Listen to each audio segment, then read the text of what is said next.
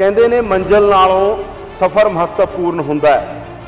पंजाबी सफ़र च भी रहे, मंजिलों ते भी पहुँचते रहे, पर पंजाबियों की मंजिल कदे एक ना रही। मोनी मिनहास जिहड़े चंगे भले पैक का मतलब तो अजकल भी बहुत वड्डा उत्थे। तुसीं तो उदों पढ़ रहे सी 1976 च, तुसीं उत्थों पढ़ के क्यों सोचा भी इत्थे आ गए? चंगे घर जम्मे, चंगे घर पढ़े, मापिया ने प्यार नाल पालिया, टॉप के स्कूल च पढ़े, टॉप के इंजीनियरिंग च पढ़े। हुण तुहाडीआं ब्रूरीआं भी ने, तुहाडीआं डिस्टिलरीआं भी ने, तुसीं रीयल स्टेट का काम भी करदे हो, यानी घर भी बनाउने हो, रेस्टोरेंट भी ने, बहुत सारे कारोबार ने तुहाडे। ये यात्रा शुरू किवें हुंदी है? सब तो पहला की शुरू कीता? इंडिया तो कभी पानी का गिलास भी नहीं चक्या सी, ते इत्थे आके मिल च काम कीता। आ जिहड़ा कारोबार आ दुनिया नूं तीजी दुनिया च लै जाना, ये तीजी दुनिया वाले कारोबार तुसीं कदों आए? इत्थे जो तुसीं शाम काम कर लेने आ, वीकेंड ते समर ते काम कर लेने आ, बथेरे पैसे बन जाते। दारू के बिजनेस का, किसी बिजनेस का नहीं पता, इंजीनियरिंग का पता सी मैनूं। मेरा ख्याल जे कोई बंदा फर्क देखे तो ये देखे भी मैं नवीं चीज़ की काढ़ कढ़ण च मैनूं बहुत सोहना लगदा। तुसीं कहंदे तुसीं कुछ नहीं पढ़िया, ना इंजीनियरिंग पढ़ी ना ये पढ़िया, मतलब तुसीं क्या उमें नहीं पढ़िया मैं सारा कुछ? हाँ जी। पर तुसीं दुनिया पढ़ ली सी? नहीं मैं गुरमुखी लिखनी कैनेडा जाके सीखी। मैं अपनी बेटी तो जी गुरुद्वारे तो सीखती सी उड़ाड़ा, मैं वो तो सीखी। तुहानूं कोई पुछे कि मतलब सक्सैस का फार्मूला की हुंदा कोई या नहीं हुंदा? हुंदा की है? पक्का हुंदा। जे तुहाडी वाइफ चंगी होवे, तुहाडी बनदी होवे, तुहाडे बच्चे चंगे होण, सेहत चंगी होवे, कोई औखा नहीं। यह भी जितन या हारन तो बड़ा फिक्र नहीं करनी। 350 बंदा काम करता साड़ियाँ कंपनियां, उन्होंने जो हुनर है वो साढ़े तो ज़्यादा इंपोर्टेंट है। मैं तो हमेशा कहना नहीं सुते हुए जो सानू पैसे बना के देंगे। तो सारे शहर देखे होंगे, टोरंटो बिजनेसमैन लोगों लिए तो कहते टोरंटो शहर हैगा, तुसीं कैलगरी आके बिजनेस क्यों किया? और ये तिन्ना शहरों च फर्क की है जी कोई तुहाडे तो पुछे? जिंदगी नूं तुसीं किवें जीना उहदा जगह का कोई तलक नहीं। असीं जिन्ने कनैक्टेड है ना अपने कल्चर तो रिलीजन दे विच, उन्ने बाकी कौमां नहीं है इंडिया दी। 70 साल च इन्ने जिंदा दिल रहने का राज की है? तुसीं बड़े जिंदा दिल इंसान हो। पंजाब दी हर वड्डी खबर ते वड्डा इंटरव्यू सब तो पहला देखण लई डाउनलोड करो प्रो पंजाब टीवी दा मोबाइल ऐप। कहंदे ने मंजिल नालों सफ़र महत्वपूर्ण हुंदा है। पंजाबी सफ़र च भी रहे, मंजिलों ते भी पहुँचते रहे, पर पंजाबियों की मंजिल कदे एक ना रही। कनेडा च बहुत सारे पंजाबी वसे ने, बड़े बिजनेस ने। 1976 के अंदर मनिहास साहब इत्थे आउंदे ने, मोनी मनिहास, जिहड़े चंडीगढ़ के मन्ने परमन्ने इंस्टीट्यूट पैक तो पढ़ के इत्थे आउंदे ने, इंजीनियरिंग की पढ़ाई करके। अजकल उन्होंने बहुत सारे कारोबार ने इत्थे साडे नाल ने। गलबात शुरू करते हैं, स्वागत करते हैं प्रो पंजाब टीवी ते मोनी साहब का। मोनी मनिहास जी बहुत स्वागत है तुहाडा प्रो पंजाब टीवी। सत श्री अकाल जी। सत श्री अकाल। जे मैं इंट्रोडक्शन दस रहा सीगा कि तुसीं 1976 च इत्थे आए। हुण तुहाडीआं ब्रूरीआं भी ने, तुहाडीआं डिस्टिलरीआं भी ने, तुसीं रीयल स्टेट का काम भी करदे हो, यानी घर भी बनाउने हो, रेस्टोरेंट भी ने, बहुत सारे कारोबार ने तुहाडे। ये यात्रा शुरू किवें हुंदी है?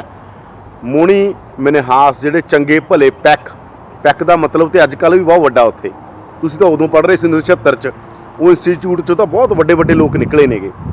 तुसीं उत्थों पढ़ के क्यों सोचा भी इत्थे आ गए? पहली गल तो यही कि मैं दसां भी पैक का जो मैं ग्रैजुएट होया ना, तो साडी क्लास तो मैं लास्ट आया सी। जो मैं एडमिशन गया सीगा करन, तो मकैनिकल इंजीनियरिंग की 59 या 60वां जिहड़ा सीगा उन्हां च मेरी एडमिशन हुई सी। ते जिन्नी मैं चीज़ लगदा उन्ना है नहीं। पहला तो मैं तुहानूं ये गल दस दिंदा, चीज़ बन गई नहीं सट्टा ये बहुत भुलेखा हुंदा वे। सारे कहते स्ट्रगल किन्नी कीती, मैं कोई स्ट्रगल नहीं की। चंगे घर जम्मे, चंगे घर पढ़े, मापिया ने प्यार नाल पालिया, टॉप के स्कूल च पढ़े, टॉप के इंजीनियरिंग च पढ़े,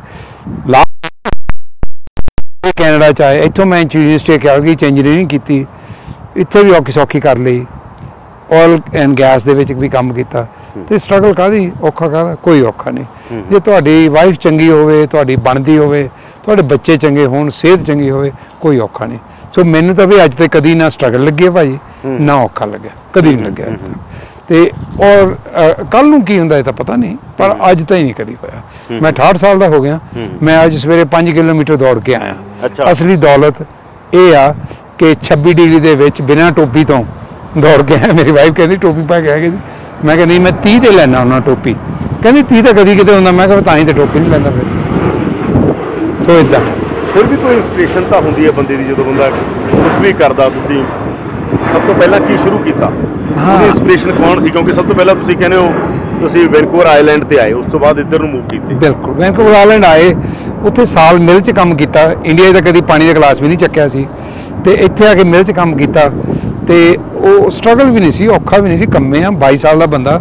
ਕੀ ਗੱਲ ਫੱਟੇ ਨਹੀਂ ਚੱਕ ਸਕਦਾ ਬੰਦਾ ਖਾਸ ਗੱਲ ਨਹੀਂ ਕੋਈ ਹੈਗੀ ਬੜੇ ਸੋਹਣੇ ਪੈਸੇ ਦਿੰਦੇ ਆ ਅਗਲੇ ਕੋਈ ਪ੍ਰੋਬਲਮ ਨਹੀਂ ਆ ਫਿਰ ਮੈਂ ਇੱਥੇ ਯੂਨੀਵਰਸਿਟੀ ਆਫ ਕੈਲਗਰੀ ਇੰਜੀਨੀਅਰਿੰਗ ਕਰਨ ਆਇਆ ਤੇ ਯੂਨੀਵਰਸਿਟੀ ਆਫ ਕੈਲਗਰੀ ਇੰਜੀਨੀਅਰਿੰਗ ਕੀਤੀ ਨਾਲ ਕੰਮ ਕੀਤਾ ਇੱਥੇ ਜਦੋਂ ਤੁਸੀਂ ਸ਼ਾਮ ਕੰਮ ਕਰ ਲੈਂਦੇ ਆ ਵੀਕਐਂਡ ਤੇ ਸਮਰ ਤੇ ਕੰਮ ਕਰ ਲੈਂਦੇ ਆ ਬਥੇਰੇ ਪੈਸੇ ਬਣ ਜਾਂਦੇ ਆ ਕਾਰ ਵੀ ਸੀ ਅਪਾਰਟਮੈਂਟ ਵੀ ਸੀ ਮੇਰੀ ਵਾਈਫ ਵੀ ਕੰਮ ਕਰਦੀ ਸੀ ਹਾਂ ਇਹ ਗੱਲ ਹੈ ਵੀ ਬੜਾ ਹੋਰ ਕੁਛ ਨਹੀਂ ਸੀ ਕਰਦੇ ਜਾਂ ਕੰਮ ਕਰਦੇ ਜਾਂ ਪੜ੍ਹਦੇ ਸੀਗੇ ਪੜ੍ਹ ਕੇ ਗ੍ਰੈਜੂਏਟ ਹੋ ਗਏ ਕੰਮ ਕਰਨ ਲੱਗੇ ਤੁਸੀਂ ਇੰਸਪੀਰੇਸ਼ਨ ਦੀ ਗੱਲ ਕੀਤੀ ਵੀ ਕਿਵੇਂ ਹੋਇਆ ਜਿਹੜਾ ਬਾਹਰਲਾ ਬੰਦਾ ਹੁੰਦਾ ਜਿਹਨੂੰ ਬੰਦੇ ਨੂੰ ਨਹੀਂ ਪਤਾ ਹੁੰਦਾ ਉਹਨੂੰ ਲੱਗਦਾ ਹੁੰਦਾ ਇੱਦਾਂ ਇਸ ਤਰ੍ਹਾਂ ਵੀ ਉਂਗਲੀਆਂ ਉੱਠਦੀਆਂ ਗਈਆਂ ਬੰਦਾ ਵੱਧਦਾ ਰਿਹਾ ਹੁਣ ਉਂਗਲੀਆਂ ਕਿੱਦਾਂ ਉੱਠਦੀਆਂ ਰਹੀਆਂ ਤੁਸੀਂ ਪਹਿਲਾਂ ਕੋਈ ਕੰਮ ਕੀਤਾ ਉਹ ਨਾ ਸੂਤ ਆਵੇ ਤਾਂ ਫਿਰ ਤੁਸੀਂ ਕਾਹਦੇ ਫਿਰ ਤੱਕ ਦੂਜੀ ਵਾਰ ਤੁਸੀਂ ਹਿੰਮਤ ਨਹੀਂ ਕਰੋਗੇ ਪਹਿਲੀ ਵਾਰ ਜੇ ਕੋਈ ਕੰਮ ਕੀਤਾ ਉਹ ਚੱਲ ਗਿਆ ਉਹਦੇ ਪੈਸੇ ਬਣਾ ਕੇ ਅੱਗੇ ਇਨਵੈਸਟ ਕਰ ਦਿੱਤਾ ਠੀਕ ਨਹੀਂ ਤੇ ਇਹ ਤਾਂ ਪਹਿਲਾਂ ਜਦੋਂ ਤੁਸੀਂ ਕੋਈ ਬੰਦਾ ਕਿਸੇ ਚੀਜ਼ ਦੇ ਵਿੱਚ ਕੰਮ ਕਰਦਾ ਪਤਾ ਥੋੜੀ ਹੁੰਦਾ ਵੀ ਚੱਲਣਾ ਕਿ ਨਹੀਂ ਇਹ ਗੱਲ ਹੈ ਵੀ ਮੇਰਾ ਚੱਲ ਗਿਆ ਇਹ ਗੱਲ ਸਕਦੇ ਆ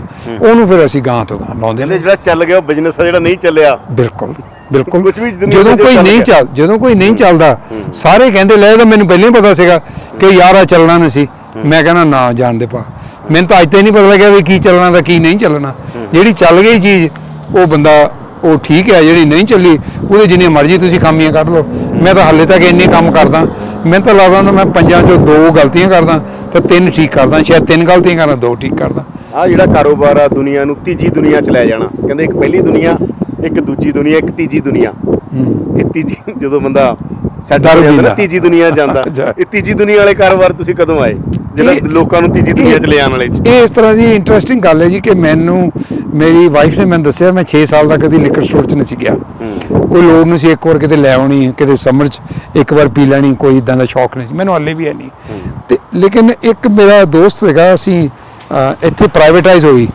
ਅਲਬਰਟਾ 'ਚ ਲਿਕਰ ਸਟੋਰ ਤੇ ਮੇਰਾ ਇੱਕ ਦੋਸਤ ਸੀਗਾ ਉਹ ਕਹਿੰਦਾ ਭਾਈ ਕਰਨਾ ਮੈਂ ਕਿਹਾ ਹਾਂਜੀ ਮੈਨੂੰ ਬੜਾ ਪਤਾ ਸੀਗਾ ਮੈਂ ਹਾਂ ਕਰ ਦਿੱਤਾ ਅਸੀਂ ਚਲਾ ਲਿਆ ਆਪ ਮਿਹਨਤ ਕੀਤੀ ਚੱਲ ਗਿਆ ਉਹੀ ਪੈਸੇ ਅਸੀਂ ਮੁੜ ਕੇ ਇਨਵੈਸਟ ਕਰ ਲਏ ਤੇ ਗਾਹਾਂ ਕੰਮ ਚੱਲਦਾ ਰਿਹਾ ਕੋਈ ਬਾਹਲੀ ਲੇਕਿਨ ਪਤਾ ਕੁਛ ਨਹੀਂ ਸੀ ਇਹ ਗੱਲ ਪੱਕੀ ਹੈ ਦਾਰੂ ਦੇ ਬਿਜ਼ਨਸ ਦਾ ਕਿਸੇ ਬਿਜ਼ਨਸ ਦਾ ਨਹੀਂ ਸੀ ਪਤਾ ਇੰਜੀਨੀਅਰਿੰਗ ਦਾ ਪਤਾ ਸੀ ਮੈਨੂੰ ਲੇਕਿਨ ਇੱਕ ਗੱਲ ਹੈ ਬਿਜ਼ਨਸ ਕਰਨਾ ਔਖਾ ਯਾਰ ਕਿਹੜੀ ਕੀਤੀ ਸੀ ਸਿਵਲ ਜਾਂ ਮੈਂ ਮਕੈਨੀਕਲ ਕੀਤੀ ਜੀ ਚੰਡੀਗੜ੍ਹ ਤੋਂ ਕੀਤੀ ਪਹਿਲਾਂ ਫਿਰ ਯੂਨੀਵਰਸਿਟੀ ਆਫ ਕੈਲਗਰੀ ਤੋਂ ਕੀਤੀ ਦੁਬਾਰਾ ਫਿਰ ਮੈਂ ਮਾਸਟਰਸ ਦਾ ਫਸਟ ਈਅਰ ਕੀਤੀ MBA ਦਾ ਫਸਟ ਈਅਰ ਕੀਤਾ ਕੰਮ ਕੀਤਾ ਪੈਟਰੋਲੀਅਮ ਇੰਜੀਨੀਅਰਿੰਗ 'ਚ ਤੇ ਲੇਕਿਨ ਇੱਕ ਮੈਂ ਗੱਲ ਕਰਨ ਲੱਗਾ ਸੀ ਵੀ ਇੰਜੀਨੀਅਰਿੰਗ ਹੋਵੇ ਜਾਂ ਬਿਜ਼ਨਸ ਹੋਵੇ ਕਾਮਨ ਸੈਂਸ ਉਹੀ ਆ ਕਿ ਜਿਸ ਚੀਜ਼ ਤੁਹਾਨੂੰ ਤੁਸੀਂ ਇੱਕ ਚੀਜ਼ ਬਣਾਈ $2 ਦੀ ਬਣੀ 3 ਦੀ ਵੇਚਤੀ $1 ਨਫਾ ਹੋ ਗਿਆ ਡਾਲਰ ਨੂੰ ਮੁੜ ਕੇ ਪਾਤਾ 2 ਬਣਾ ਦਿੱਤੇ ਹੋਰ ਜੇ 2 ਦੀ 3 ਵਿਕ ਗਈ ਤਾਂ ਠੀਕ ਆ ਜੇ ਪੌਣੇ 2 ਦੀ ਵਿਕੀ ਤਾਂ ਫਿਰ ਘਾਟਾ ਹੋ ਗਿਆ ਸੋ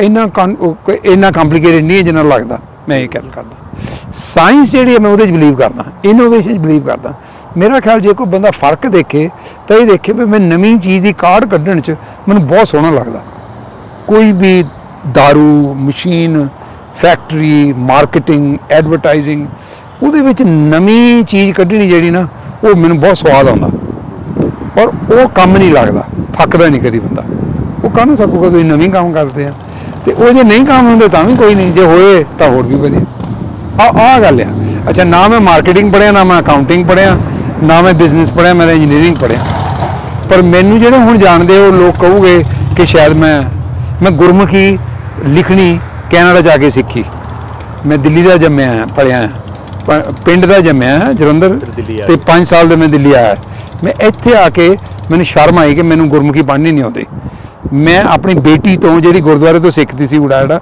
ਮੈਂ ਉਹ ਤੋਂ ਸਿੱਖੀ। ਕਿਉਂ? ਸ਼ੌਕ ਆ, ਬਸ ਮਜ਼ਾ ਆਇਆ। ਹੁਣ ਵੀ ਮੈਂ ਪੜ੍ਹਦਾ ਇੱਦਾਂ ਜਿੱਦਾਂ ਅਨਪੜ੍ਹ ਬੰਦਾ ਗੁਰਮੁਖੀ ਪੜ੍ਹਦਾ, ਲੇਕਿਨ ਜੇ ਮੈਨੂੰ ਕਿਤੇ ਕੋਈ ਆ ਜਾਵੇ ਤਾਂ ਮੈਂ ਉਹਨੂੰ ਛੱਡਦਾ ਨਹੀਂ, ਜਦ ਤੱਕ ਮੈਂ ਇਹਨੂੰ ਮੁਕਾਉਂਦਾ ਨਹੀਂ। ਤੁਸੀਂ ਕਹਿੰਦੇ ਤੁਸੀਂ ਕੁਝ ਨਹੀਂ ਪੜ੍ਹਿਆ, ਨਾ ਇੰਜੀਨੀਅਰਿੰਗ ਪੜ੍ਹੀ ਨਾ ਇਹ ਪੜ੍ਹਿਆ, ਮਤਲਬ ਤੁਸੀਂ ਕਿਹਾ ਉਵੇਂ ਨਹੀਂ ਪੜ੍ਹਿਆ ਮੈਂ ਸਾਰਾ ਕੁਝ। ਹਾਂਜੀ। ਪਰ ਤੁਸੀਂ ਦੁਨੀਆ ਪੜ੍ਹ ਲਈ ਸੀਗੀ?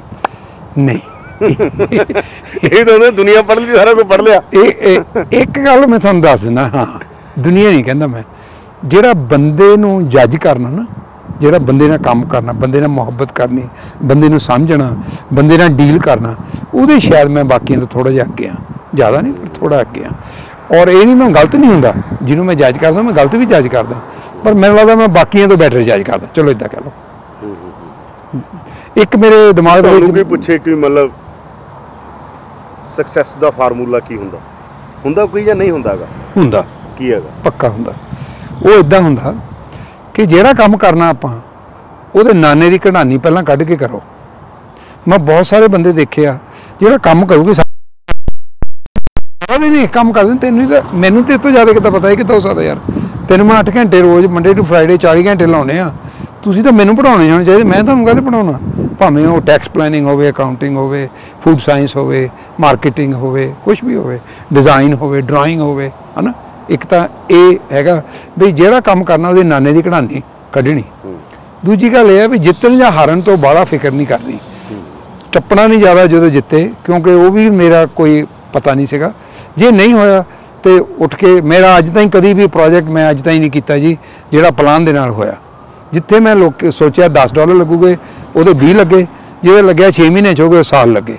ਪਰ ਇੱਕ ਗੱਲ ਆ, ਉਹ ਗੱਡੀ ਜਿਹੜੀ ਸੀਗੀ ਉਹ ਲੀਹ ਤੇ ਅਗਲੇ 6 ਮਹੀਨਿਆਂ 'ਚ ਔਖੇ ਸੌਖੇ ਪਾਏ ਦਿੱਤੀ, ਕਦੀ ਘੱਟੇ ਹੋਏ ਵੀ ਨਹੀਂ ਪਈ, ਕਦੀ ਹੋ ਜਾਂਦਾ ਕਿਤੇ, ਪਰ ਜਨਰਲੀ ਪਾਏ ਦਿੱਤੀ। ਲੇਕਿਨ ਇਹ ਨਹੀਂ ਕਹਿ ਸਕਦੇ ਵੀ ਜਿਹਦਾ ਪਲਾਨ ਸੀਗਾ ਉਹਦੇ ਨਾਲ ਹੋਣ। ਔਰ ਕਿਉਂਕਿ ਅਸੀਂ ਆਪੇ ਸਾਡੇ ਪਾਰਟਨਰ ਨਹੀਂ ਆ, ਕਿਸੇ ਨੂੰ ਸਾਨੂੰ ਸਮਝਾਉਣਾ ਨਹੀਂ ਪੈਂਦਾ ਵੀ ਕਾਹਤੇ ਕਰਨਾ। ਜੇ ਫੇਲ ਹੋ ਗਿਆ ਤਾਂ ਜਾ ਕੇ ਸੌ ਜਾਓ, ਕਿਆ ਫਰਕ ਪੈਂਦਾ, ਨਹੀਂ ਹੋਇਆ ਤਾਂ ਨਾ ਸੀ ਯਾਰ, ਚੱਲਦਾ, ਖਾਸ ਗੱਲ ਨਹੀਂ। ਕਿਹੜਾ ਪਹਿਲੀ ਵਾਰ ਆ ਉਹ ਜਦੋਂ ਤੁਸੀਂ ਇਨਫ ਚੀਜ਼ਾਂ 'ਚ ਫੇਲ ਹੋ ਜਾਂਦੇ ਨਾ, ਫੇਲ ਨਹੀਂ ਹੋਇਆ, ਬਿਜ਼ਨਸ ਹੀ ਕਦੇ ਫੇਲ ਹੋਇਆ, ਪਰ ਇੱਕ ਪਰਟੀਕੂਲਰ ਚੀਜ਼ ਦੇ ਵਿੱਚ ਜੇ ਮੈਨੂੰ ਟਾਈਮ ਜ਼ਿਆਦਾ ਲੱਗ ਗਿਆ, ਇੰਸਪੈਕਟਰ ਨੇ ਜ਼ਿਆਦਾ ਤੰਗ ਕਰ ਦਿੱਤਾ, ਪੈਸੇ ਜ਼ਿਆਦਾ ਲੱਗ ਗਏ ਤਾਂ ਲੱਗ ਗਿਆ, ਫਿਰ ਤਾਂ ਕੀ ਹੋ ਗਿਆ, ਕਰ ਦੇਂਗੇ।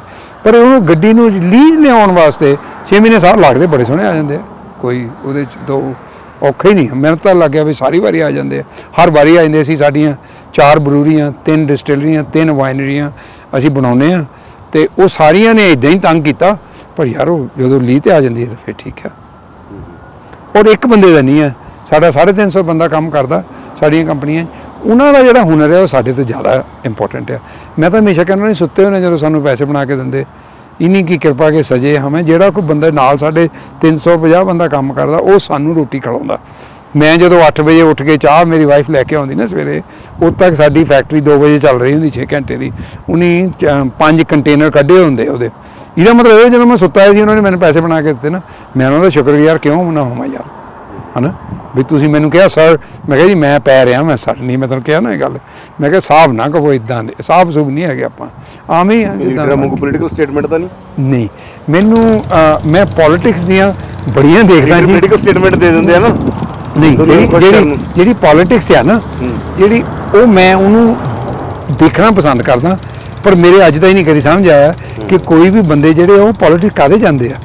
ਮੇਰੇ ਖਾਨੇ ਅੱਜ ਤਾਂ ਨਹੀਂ ਪਈ, ਕਿਉਂਕਿ ਬਹੁਤ ਔਖਾ ਕੰਮ ਹੈ ਯਾਰ, ਮੇਰੇ ਤਾਂ ਬਸ ਦਾ ਰੋਗ ਨਹੀਂ ਆ, ਕਦੀ ਸੋਚ ਵੀ ਨਹੀਂ ਸਕਦਾ ਮੈਂ, ਨਾ ਨਾ ਨਾ। ਰਾਜਨੀਤੀ ਦਾ ਦਫ਼ਤਰ 'ਚ ਵੀ ਹੁੰਦੀ ਹੈ, ਜਿਹੜਾ ਤੁਸੀਂ ਮੈਨੇਜ ਕਰਦੇ ਹੋਵੋਗੇ, ਇੰਨੇ ਹਿਊਮਨ ਬ੍ਰੇਨ। ਇਹ ਵੀ ਬੜੀ ਇੰਟਰਸਟਿੰਗ। ਕੈਨੇਡਾ ਦੀ ਮੈਂ ਆਫਿਸ ਦੀ ਪੋਲੀਟਿਕਸ ਦੇਖੀ। ਅਸੀਂ ਆਪਣੀ ਕੰਪਨੀਆਂ ਦੇ ਵਿੱਚ ਪੂਰਾ ਜ਼ੋਰ ਲਾਉਂਦੇ ਹਾਂ ਕਿ ਪੋਲੀਟਿਕਸ ਬਹੁਤ ਘੱਟ ਹੋਵੇ। ਮੈਨੂੰ ਲੱਗਦਾ ਕਿ ਸਾਡੀ ਸਾਈਜ਼ ਦੀ ਕੰਪਨੀ ਦੇ ਵਿੱਚ ਜਿੰਨੀ ਘੱਟ ਰਾਜਨੀਤੀ ਪੋਲੀਟਿਕਸ ਆ, ਮੈਂ ਕਦੀ ਇਮੈਜਿਨ ਨਹੀਂ ਕਰ ਸਕਦਾ ਕਿਤੇ ਹੋਰ ਹੋਵੇ। ਪਤਾ ਕਿਉਂ? ਮੈਂ ਦੇਖੀ ਹੋਵੇ ਕਿਵੇਂ ਕਰਦੀ ਆ। ਔਰ ਜਿਹੜਾ ਬੰਦਾ ਕਰਦਾ, ਮੈਂ ਇਹਨੂੰ ਕਹਿੰਦਾ ਮਹਾਰਾਜ ਬਖਸ਼ੋ, ਤੁਸੀਂ ਜਾਓ, ਸਾਡੇ ਵਾਸਤੇ ਰੋਗ ਨਹੀਂ।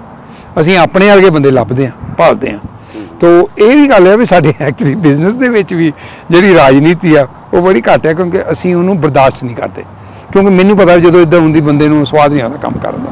ਮੈਂ ਤਾਂ ਪਹਿਲਾਂ ਕਿਹਾ ਜਿਹੜੇ ਉਹ ਬੰਦੇ ਆ, ਹੁਨਰ ਤਾਂ ਉਹਨਾਂ ਦਾ ਆ, ਅਸੀਂ ਕੌਣ ਆ? ਅਸੀਂ ਉਹਨਾਂ ਨੂੰ ਕੋਆਰਡੀਨੇਟ ਕਰਨ ਵਾਲੇ ਆ, ਪਰ ਅਸੀਂ ਨਹੀਂ ਆ। ਇਦਾਂ 70 ਸਾਲ 'ਚ ਇੰਨੇ ਜਿੰਦਾ ਦਿਲ ਰਹਿਣ ਦਾ ਰਾਜ ਕੀ ਹੈਗਾ? ਤੁਸੀਂ ਬੜੇ ਜਿੰਦਾ ਦਿਲ ਇਨਸਾਨ ਹੋ। ਇਹਦਾ ਰਾਜ ਐਵੇਂ ਹੈ ਜੀ ਕਿ ਦੇਖੋ, ਮੈਂ ਸਾਡੇ ਦੋਸਤ ਆ ਬੜੇ ਪੜ੍ਹੇ ਲਿਖੇ, ਸਾਡੇ ਤੋਂ ਜ਼ਿਆਦਾ ਸਮਝਦਾਰ, ਉਹਨਾਂ ਦੇ ਮੈਂ ਨਿਆਣੇ ਦੇਖਦਾ, ਮੈਂ ਕਹਿੰਦਾ ਯਾਰ ਅਸੀਂ ਕਿੱਦਾਂ ਇੰਨੇ ਖੁਸ਼ਕਿਸਮਤ ਆ ਕਿ ਮੇਰੇ ਜਿਹੜੇ ਨਿਆਣੇ ਪਾਲੇ ਉਹ ਬੇਟਾ ਦਾ ਬੇਟੀ ਉਹ ਤਾਂ ਬਈ ਹੈਗੇ ਆ, ਪਰ ਜਿਹੜੇ ਉਹਨਾਂ ਦੇ ਹਸਬੈਂਡ ਦਾ ਵਾਈਫ ਆ ਉਹ ਉਹਨਾਂ ਤੋਂ ਵੀ ਬਿਹਤਰ ਆ। ਉਹ ਤਾਂ ਨਹੀਂ ਮੈਂ ਪਾਲੇ, ਉਹ ਤਾਂ ਉਹਨਾਂ ਨੇ ਲੱਭੇ ਦਾ ਵਿਆਹ ਕੀਤੇ। ਮੇਰਾ ਖਿਆਲ ਭਾਈ ਸਾਹਿਬ ਜਿੰਦਾ ਦਿਲ ਬੰਦਾ ਹੱਸਦਾ ਉਸਦਾ ਉਹ ਰਹਿੰਦਾ ਜਿਹਨੂੰ ਕਿਸੇ ਨੇ ਕਿਸਮਤ ਨੇ, ਫੈਮਿਲੀ ਨੇ, ਰੱਬ ਨੇ, ਜ਼ਿੰਦਗੀ ਨੇ ਸੱਟ ਨਹੀਂ ਮਾਰੀ। ਜਦੋਂ ਤੁਹਾਨੂੰ ਕੋਈ ਸੱਟੇ ਨਹੀਂ ਪਈ ਤਾਂ ਤੁਸੀਂ ਕਾਹਨੂੰ ਰੋਂਗੇ? ਜਾਂ ਰੋਣ ਦਾ ਕੋਈ ਕਾਰਨ ਹੀ ਨਹੀਂ ਹੈਗਾ।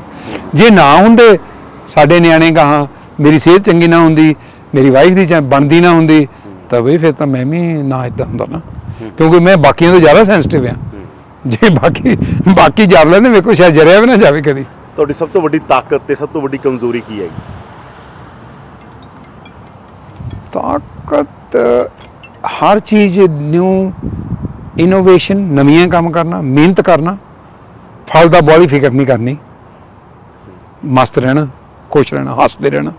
ਆਪਣੇ ਆਪ ਤੇ ਮੈਂ ਬਹੁਤ ਹੱਸਦਾ, ਬਾਕੀਆਂ ਤੇ ਵੀ ਹੱਸਦਾ, ਹਾਲਤ ਤੇ ਵੀ ਹੱਸਦਾ, ਹਾਲਾਤ ਤੇ ਵੀ ਹੱਸਦਾ। ਕਮਜ਼ੋਰੀ ਕੀ ਆ?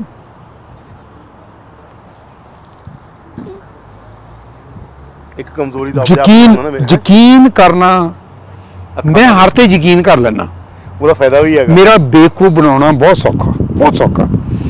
ਔਰ ਜਦੋਂ ਕੋਈ ਫਾਇਦਾ ਵੀ ਹੁੰਦਾ, ਪਰ ਜੇ ਬਹੁਤ ਨਹੀਂ ਉਹਦਾ 95% ਫਾਇਦਾ ਹੁੰਦਾ, 99% ਫਾਇਦਾ ਹੁੰਦਾ। ਲੇਕਿਨ ਮੇਰੇ ਨਿਆਣੇ, ਮੇਰੇ ਵਾਈਫ ਉਹ ਕਹੂਗੇ ਕਿ ਡੈਡ ਤੈਨੂੰ ਪਤਾ ਨਹੀਂ ਲੱਗਿਆ? ਮੈਂ ਕਿਹਾ ਪੁੱਤ ਮੈਨੂੰ ਸੱਚੀ ਨਹੀਂ ਪਤਾ ਲੱਗਦਾ, ਤੇ ਕਿਉਂਕਿ ਮੈਂ ਯਕੀਨ ਕਰਦਾ ਮੇਰਾ ਨਿਆਣਾ ਮੇਰਾ ਜਿੰਨਾ ਬੇਵਕੂਫ ਬਣਾ ਸਕਦਾ ਨਾ, ਉਹ ਕੋਈ ਮਾਂ ਪਿਓ ਨਹੀਂ ਹੋਣੇ। ਮੈਂ ਨਿਆਣਾ ਨਹੀਂ, ਕੋਈ ਵੀ ਬੰਦਾ ਹੋਵੇ ਬੇਵਕੂਫ ਬੜੇ ਆਰਾਮ ਨਾਲ ਬਣਾ ਸਕਦਾ। ਪਰ ਮਜ਼ੇ ਦੀ ਗੱਲ ਹੈ ਉਹਦਾ ਕੋਈ ਖਾਸ ਨੁਕਸਾਨ ਨਹੀਂ ਕਦੀ ਹੋਇਆ। ਥੋੜਾ ਬਹੁਤ ਹੁੰਦਾ, ਐਕਸਪੋਜ਼ ਹੋ ਜਾਂਦੇ ਆ ਬੰਦੇ। ਹਾਂਜੀ, ਜੇ ਕੋਈ ਐ ਕਰਦਾ ਵੀ ਐਕਸਪੋਜ਼ ਹੋ ਜਾਂਦਾ, ਉਹ ਜੇ ਮੰਨ ਲਓ ਕੋਈ ਬਾਹਰ ਕਰਦਾ, ਉਹ ਚੱਲ ਘਰ ਦਾ ਘਰ ਹੁੰਦਾ ਹੈਗਾ। ਹਾਂਜੀ ਜੀ ਜੀ ਜੀ ਜੀ ਪਤਾ ਲੱਗ ਜਾਂਦਾ ਉਹ ਨਹੀਂ ਕੋਈ ਕਿਸੇ ਨੇ ਕੀਤਾ। ਇੱਕ ਗੱਲ ਹੋ ਰਹੀ ਹੈ, ਬਹੁਤ ਜ਼ਿਆਦਾ ਚਲਾਕ ਹੋ ਜਾਓ ਤਾਂ ਸਿੱਧੇ ਹੋ ਜਾਣਾ ਚਾਹੀਦਾ। ਚਲਾਕ ਹੋਣ ਦੀ ਲੋੜ ਨਹੀਂ ਹੁੰਦੀ, ਦੁਨੀਆ ਨਾਲ ਚਲਾਕਾਂ ਨਾਲ ਚਲਾਕ ਹੋਣ ਦੀ ਲੋੜ ਨਹੀਂ ਹੁੰਦੀ। ਬਸ ਇੱਕ ਗੱਲ। ਦੂਜੀ ਗੱਲ ਹੈ ਅਸੀਂ ਇੰਨੇ ਵਧੀਆ ਦੇਸ਼ 'ਚ ਰਹਿੰਦੇ ਹਾਂ, ਇੱਥੇ ਸਿਸਟਮ ਐਸੇ ਆ ਕਿ ਕਿਸੇ ਨਾਲ ਕੋਈ ਬਾਹਲਾ ਜ਼ਿਆਦਾ ਕਰਨ ਦੀ ਲੋੜ ਨਹੀਂ ਪੈਂਦੀ। ਅਸੀਂ ਨਹੀਂ ਐਕਚੁਅਲੀ, ਪਰ ਇਹ ਕਮਜ਼ੋਰੀ ਹੈਗੀ ਆ, ਮੇਰਾ ਬੇਵਕੂਫ ਬੜੇ ਬਣਾ ਸਕਦਾ ਮੈਂ ਇਹ, ਪਰ ਉਹਦਾ ਕੋਈ ਬਾਹਲਾ ਨਹੀਂ ਹੁੰਦਾ ਕੋਈ ਖਾਸ। ਤਾਂ ਹੀ ਬੰਦੇ ਖੁਸ਼ ਰਹਿਣਾ। ਤੁਸੀਂ ਵੀ ਜਦ ਤੁਸੀਂ ਨਹੀਂ ਹੋਏ, ਜੇ ਕਦੀ ਹੋ ਗਿਆ ਤਾਂ ਹੋ ਗਿਆ, ਕੀ ਫਰਕ? ਸਟ੍ਰੈਸ ਆਉਂਦਾ ਰਹਿਣਾ ਹੈਗਾ। ਹਾਂਜੀ, ਨਹੀਂ ਤਾਂ ਬਸ ਸਟ੍ਰੈਸ ਆਉਂਦਾ ਰਹਿੰਦਾ ਵਾਧੂ ਦਾ। ਦੇਖੋ ਜਿਹੜੀ ਸਟ੍ਰੈਸ ਚੀਜ਼ ਆ ਉਹ ਤੁਸੀਂ ਲਿਆਉਂਦੇ ਆ। ਮੇਰੇ ਤੁਸੀਂ ਕਿਸੇ ਵੀ ਇੱਥੇ EMPLOYEE ਨੂੰ ਕਿਸੇ ਨੂੰ ਪੁੱਛ ਕੇ ਦੇਖ ਲਓ, ਮੈਂ ਕਦੀ ਗੁੱਸਾ ਦੇਖਿਆ, ਉਹਨਾਂ ਨੇ ਮੈਨੂੰ ਗੁੱਸੇ ਦੇਖਿਆ, ਕਦੀ ਮੈਂ ਕਿਸੇ ਨਾਲ ਬਦਤਮੀਜ਼ੀ ਕੀਤੀ? ਕਦੀ ਨਹੀਂ ਕੀਤੀ। ਨਾ ਹੀ ਮੈਂ ਕਦੀ ਇੱਦਾਂ ਰੁੱਸ ਕੇ ਬਈ ਓਕੇ ਮੈਂ ਨਹੀਂ ਡੀਲ ਕਰਨਾ, ਮੈਂ ਘਰ ਨੂੰ ਚੱਲਿਆ। ਮੈਂ ਕਹਿੰਦਾ ਜੀ ਦੇਖੋ ਇੱਦਾਂ ਆ ਸਿਚੁਏਸ਼ਨ ਆਇਆ, ਇਹਨੂੰ ਐਨਾਲਾਈਜ਼ ਕਰੋ, ਇਹਦੇ ਆਪਸ਼ਨ ਕੱਢੋ ਤੇ ਗਾਂ ਨੂੰ ਚਲੋ, ਕੋਈ ਖਾਸ ਗੱਲ ਨਹੀਂ ਹੈ। ਸਾਡੇ EMPLOYEE ਗਲਤੀ ਕਰਦੇ ਆ ਕਦੀ ਹਰ ਮਲਦੇ ਆ, ਔਰ ਜੇ ਕਿਸੇ ਨੇ ਗਲਤੀ ਕੀਤੀ ਯਾਰ ਇਹਨੇ ਮੇਰੇ 11 ਫਾਇਦੇ ਕੀਤੇ, ਜੇ ਇੱਕ ਗਲਤੀ ਕਰਦੇ ਵੀ ਤਾਂ ਕੀ ਹੋ ਗਿਆ? ਜਾਣ ਕੇ ਥੋੜੀ ਕੀਤੀ ਇਹਨੇ, ਜਾਣ ਕੇ ਤਾਂ ਕਦੀ ਕਿਸੇ ਨੇ ਕੀਤੀ ਨਹੀਂ, ਸੋ ਤਾਂ ਕੀ ਹੋ ਗਿਆ? ਸਾਨੂੰ ਉਹ ਵੀ ਕੀ ਕਹਿੰਦੇ ਆ ਖਾਸ, ਉਹ ਮੁਹੱਬਤ ਕਰਦੇ ਯਾਰ, ਗੱਲ ਹੈ ਕੋਈ। ਇਹ ਜਿਹਾ ਸ਼ਹਿਰ ਆ ਕੈਲਗਰੀ, ਤੁਸੀਂ ਤਾਂ ਸਾਰੇ ਸ਼ਹਿਰ ਦੇਖੇ ਹੋਣਗੇ। ਟੋਰਾਂਟੋ ਬਿਜ਼ਨਸਮੈਨ ਲੋਕਾਂ ਨੂੰ ਲਈ ਤਾਂ ਕਹਿੰਦੇ ਟੋਰਾਂਟੋ ਸ਼ਹਿਰ ਹੈਗਾ, ਤੁਸੀਂ ਕੈਲਗਰੀ ਆ ਕੇ ਬਿਜ਼ਨਸ ਕਿਉਂ ਕੀਤਾ? ਔਰ ਇਹ ਤਿੰਨਾਂ ਸ਼ਹਿਰਾਂ 'ਚ ਫਰਕ ਕੀ ਹੈ ਜੇ ਕੋਈ ਤੁਹਾਡੇ ਤੋਂ ਪੁੱਛੇ? ਮੈਂ 35 ਦੇਸ਼ਾਂ ਜਾਣਾ ਜੀ, 12 ਮਹੀਨਿਆਂ 'ਚ 5 ਮਹੀਨੇ ਟਰੈਵਲ ਕਰਦਾ ਮੈਂ। ਬਹੁਤ ਸਾਰੇ ਦੇਸ਼ ਸ਼ਹਿਰ ਦੇਖੇ ਆ। ਇੱਕੋ ਕਾਰਨ ਆ, ਮੇਰੀਆਂ 2 ਦੋਤੀਆਂ 2 ਪੋਤੀਆਂ, ਇੱਕ ਬੇਟਾ, ਇੱਕ ਨੂੰਹ, ਇੱਕ ਧੀ, ਇੱਕ ਜਵਾਈ, ਇੱਕ ਵਾਈਫ। ਅਸੀਂ 5 ਘਰਾਂ ਤੇ ਉਹਨਾਂ ਦੇ ਵਿਆਹ ਤੋਂ ਮੰਗਣੇ ਹੋਣ ਤੋਂ ਪਹਿਲਾਂ ਮੈਂ ਉਹਨਾਂ ਦੇ ਘਰ ਆਪਣੇ 8 ਘਰ ਛੱਡ ਕੇ ਲੈ ਲਏ ਸੀ। ਪਹਿਲਾਂ ਸਾਡੇ ਨਾਲ ਰਹਿੰਦੇ ਆ, ਅਸੀਂ ਵੇ ਕਾਹਨੂੰ ਕਿਤੇ ਜਾਊਂਗੇ? ਗੱਲ ਬਿਜ਼ਨਸ ਦੀ ਨਹੀਂ ਹੈਗੀ, ਬਿਜ਼ਨਸ ਕਿਤੇ ਵੀ ਕਰ ਲਈਏ। ਸਾਡਾ ਘਰ ਤਾਂ ਬਾਰਬੇਡੋਸ ਵੀ ਹੈਗੇ ਆ, ਸਾਡਾ ਘਰ ਤਾਂ ਵਿਸਕੌਨਸਿਨ 'ਚ ਵੀ ਹੈਗਾ, ਪਰ ਅਸਲੀ ਘਰ ਇੱਥੇ ਹੀ ਆ ਕਿਉਂਕਿ ਨਿਆਣੇ ਆ ਇੱਥੇ, ਇਸ ਕਰਕੇ। ਔਰ ਜੀ ਉਹਨਾਂ ਦੇ ਨਾਲ ਫਰਕ ਕੀ ਆ? ਮੈਂ ਤੁਹਾਡੇ ਤੋਂ ਵੈਸੇ ਪੁੱਛ ਰਿਹਾ, 3 ਸ਼ਹਿਰਾਂ 'ਚ ਕੀ ਫਰਕ ਆ? ਕੋਈ ਫਰਕ ਨਹੀਂ ਤੁਹਾਡੀ ਜ਼ਿੰਦਗੀ ਕੋਈ ਫਰਕ ਨਹੀਂ। ਮੈਂ 3 ਸ਼ਹਿਰਾਂ 'ਚ ਜਾ ਕੇ ਆਇਆ, ਮੰਨ ਲਓ, ਤਾਂ 3 ਸ਼ਹਿਰਾਂ ਦੇ ਲੋਕ ਵੱਖ-ਵੱਖ ਆਪਦੇ ਸ਼ਹਿਰ ਬਾਰੇ ਬੋਲਦੇ ਆ। ਵੈਨਕੂਵਰ ਵਾਲੇ ਕਹਿੰਦੇ ਜੀ ਗ੍ਰੀਨਰੀ ਆ, ਦੇਖੋ ਇੱਥੇ ਆ। ਉਹ ਟੋਰਾਂਟੋ ਵਾਲੇ ਕਹਿੰਦੇ ਜੀ ਇਹ ਜਿਹੜਾ ਹੈਗਾ ਬੜਾ ਬਿਜ਼ਨਸ ਓਰੀਐਂਟਡ ਓਪਰਚੁਨਿਟੀ ਦਾ ਸਭ ਤੋਂ ਜ਼ਿਆਦਾ ਸ਼ਹਿਰ ਹੈ ਕੈਨੇਡਾ ਦੇ ਅੰਦਰ।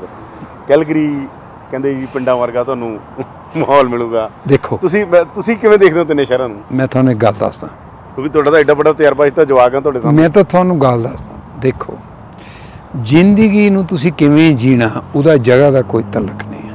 ਗਏ ਕਿਸੇ ਦੇ ਘਰ ਜਿਹੜਾ ਬਹੁਤ ਖੂਬਸੂਰਤ ਹੋਵੇ, ਜਿੱਥੇ ਖੁਸ਼ੀ ਦਾ ਨਾਂ ਹੀ ਨਾ ਹੋਵੇ, ਮੈਂ ਵੀ ਗਿਆ, ਤੁਸੀਂ ਵੀ ਗਏ ਆ। ਬਲਕਿ ਮੈਂ ਇਹ ਕਹਿੰਦਾ ਕਿ ਸ਼ੋਹਰਤ ਔਰ ਪੈਸੇ, ਅਮੀਰ ਲੋਕ ਜਿਹੜੇ ਆ ਉਹ ਬਾਕੀਆਂ ਤੋਂ ਜ਼ਿਆਦਾ ਦੁਖੀ ਆ। ਉਹਨਾਂ ਨੂੰ ਜਾਂ ਨਸ਼ੇ ਦੀ ਆਦਤ ਜਾਂ ਹੋਰ ਪ੍ਰੋਬਲਮਾਂ, ਰਿਲੇਸ਼ਨਸ਼ਿਪ, ਹੋਰ ਗਰੀਬ ਵੀ ਖੁਸ਼ ਹੋ ਸਕਦਾ, ਅਮੀਰ ਵੀ ਖੁਸ਼ ਹੋ ਸਕਦਾ, ਕੋਈ ਇਹਦੇ 'ਚ ਗੱਲ। ਸ਼ਹਿਰ ਦੇ ਵਿੱਚ ਬੰਦਾ ਵੈਨਕੂਵਰ 'ਚ ਵੀ ਖੁਸ਼ ਹੋ ਸਕਦਾ, ਇੱਥੇ ਵੀ ਖੁਸ਼ ਹੋ ਸਕਦਾ, ਟੋਰਾਂਟੋ ਵੀ ਖੁਸ਼ ਹੋ ਸਕਦਾ, ਸ਼ਿਕਾਗੋ ਵੀ ਖੁਸ਼ ਹੋ ਸਕਦਾ, ਕੋਈ ਫਰਕ ਨਹੀਂ ਹੈਗਾ। ਮੇਰੇ ਵਿਚਾਰ ਦੇ ਵਿੱਚ ਕੋਈ ਫਰਕ ਨਹੀਂ ਹੈਗਾ। ਇਹ ਬੰਦੇ 'ਤੇ ਨਿਰਭਰ ਆ ਕਿ ਤੁਸੀਂ ਕਿਵੇਂ ਕਿੱਥੇ ਰਹਿੰਦੇ ਆ। ਔਰ ਪਹਿਲਾ ਜਿਹੜਾ ਬਹੁਤੀ ਗੱਲ ਹੈ ਉਹ ਤੁਹਾਡੇ ਦੇ ਉੱਪਰ ਆ ਗੱਲ।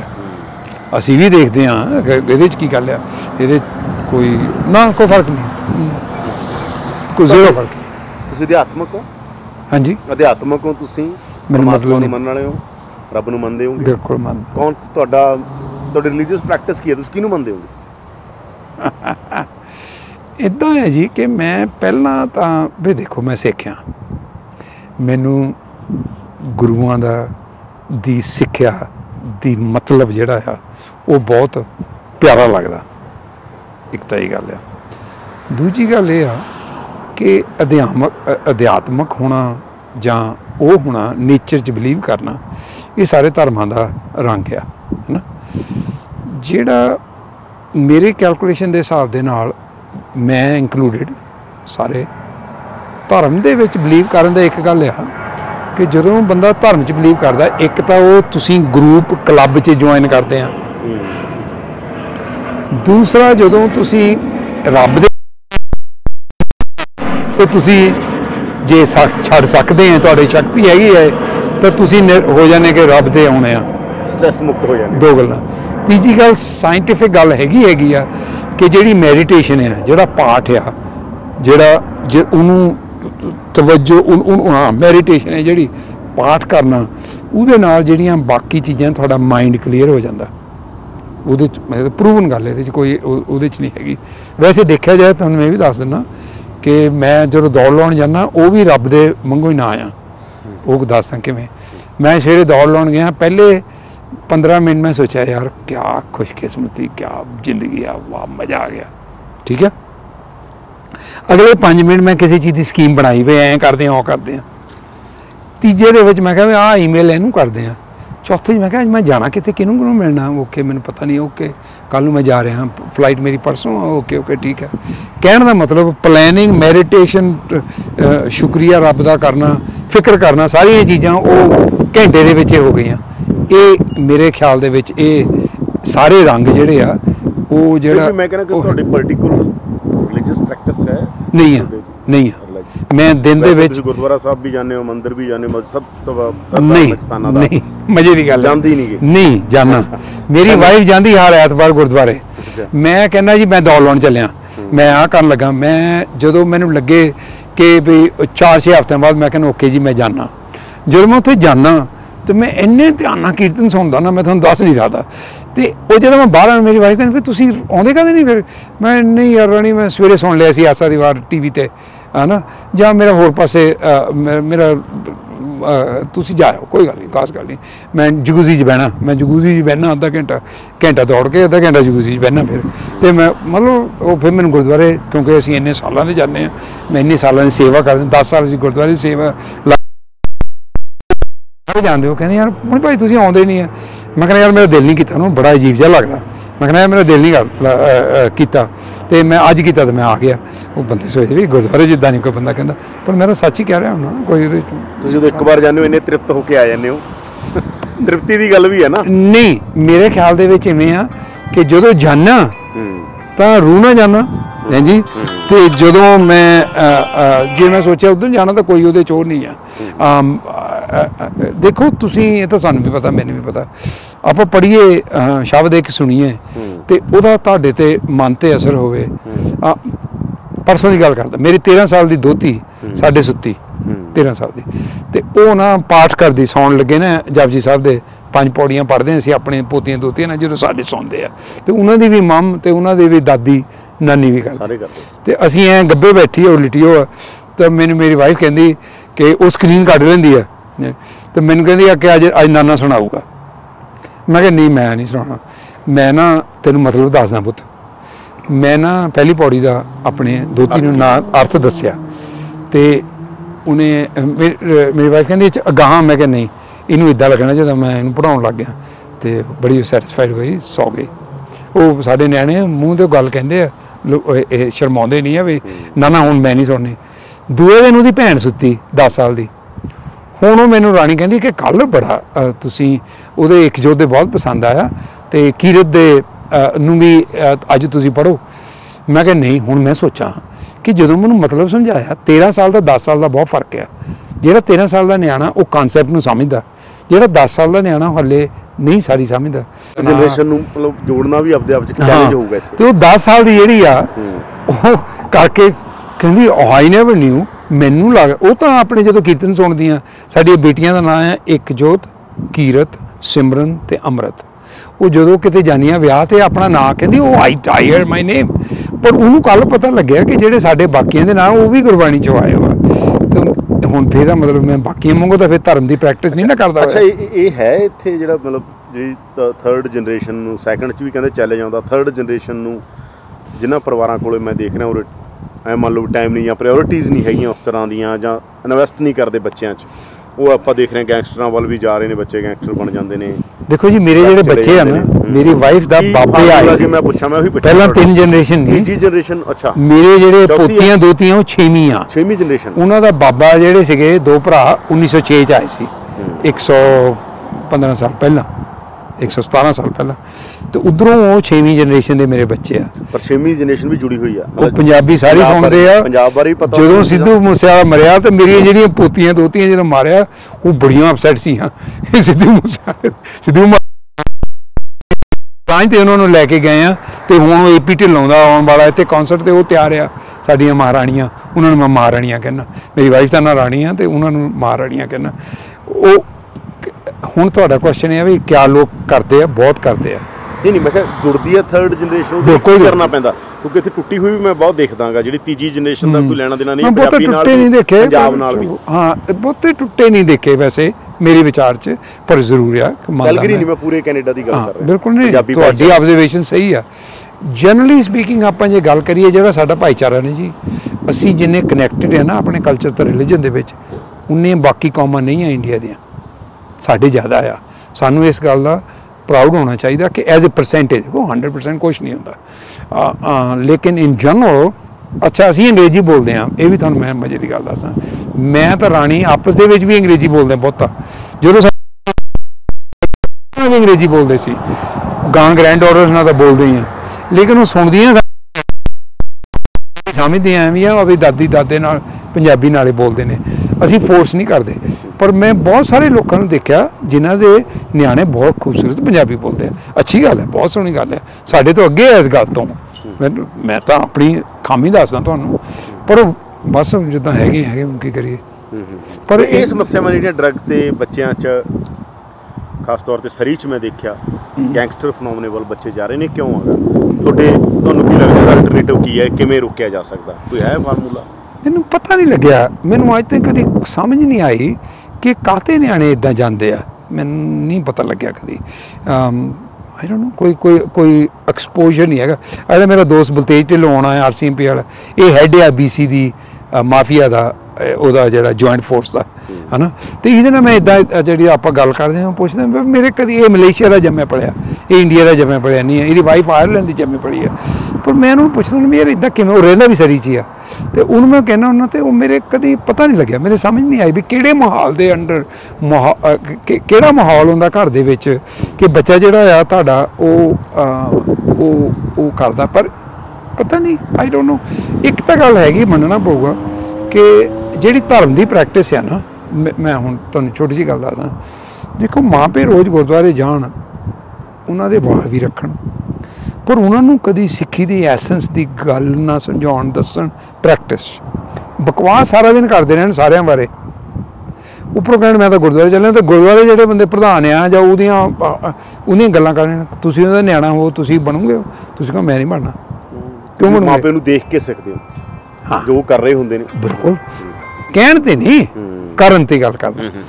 ਹਾਂਜੀ ਹਾਂ ਬਿਲਕੁਲ, ਧੰਨਵਾਦ ਸਰ ਤੁਹਾਡਾ, ਬਹੁਤ ਧੰਨਵਾਦ ਸਾਡੇ ਨਾਲ ਗੱਲਬਾਤ ਸ਼ੁਕਰੀਆ ਕਰਨ ਲਈ। ਤੁਹਾਡਾ, ਧੰਨਵਾਦ ਜੀ ਜਿਹੜੇ ਇੱਥੇ ਕਾਰੋਬਾਰ ਕਰਦੇ ਨੇ 1976 'ਚ ਇੱਥੇ ਆਏ, ਔਰ ਸਭ ਤੋਂ ਵੱਡੀ ਗੱਲ ਇਹ ਹੈ ਕਿ ਉਹ ਸਭ ਕੁਝ ਹੋ ਕੇ ਵੀ ਕਹਿੰਦੇ ਮੈਂ ਕੁਝ ਵੀ ਨਹੀਂ ਹੈਗਾ।